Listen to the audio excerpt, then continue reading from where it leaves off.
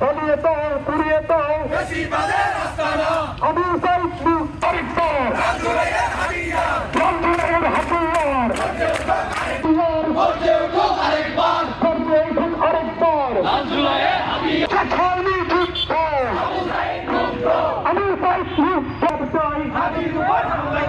হাবির উপর হামলা কেন?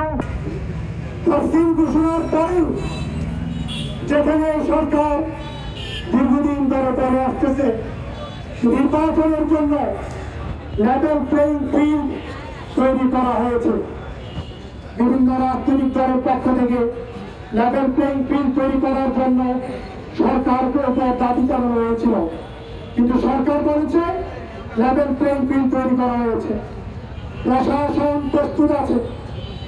কিন্তু আমরা কি দেখেছি, তফসিল ঘোষণার পরের দিনেই জুলাই আন্দোলনের অন্যতম কণ্ঠস্বর ঢাকা ৮ নং আসন থেকে যিনি স্বতন্ত্র প্রার্থী হয়েছেন সেই ইনকিলাব মঞ্চের আহ্বায়ক শরীফ ওসমান হাদির উপর আজকে জুমার নামাজের উপর সন্ত্রাসী হামলা হয়েছে।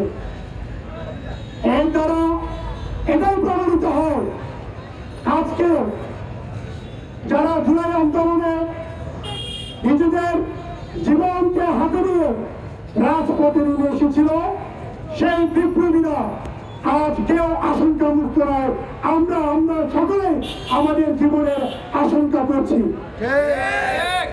আজকে হাদির উপর হামলা এটি প্রমাণ করে আগামী দিনের যারা বাংলাদেশের পক্ষে, বাংলাদেশের গণমানুষের পক্ষে, বাংলাদেশের মানুষের মুক্তির আন্দোলনে যারা লড়াই করবে তাদের উপর এরকম সন্ত্রাসী হামলা হবে। তাই আমরা প্রশাসনকে আহ্বান জানাই অবিলম্বে হাদির উপর যারা হামলা করেছে যেন আদান হচ্ছে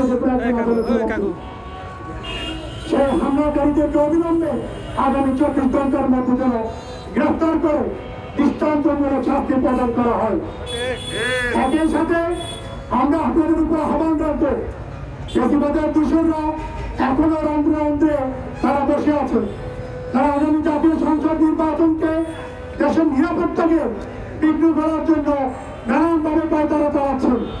তাই আপনারা যারা দেশপ্রেমিক ছাত্র জনতা রয়েছেন আপনাদের কাছে বিনীতভাবে আহ্বান রাখবো, আপনারা চোখ কান খুলে রাখবেন।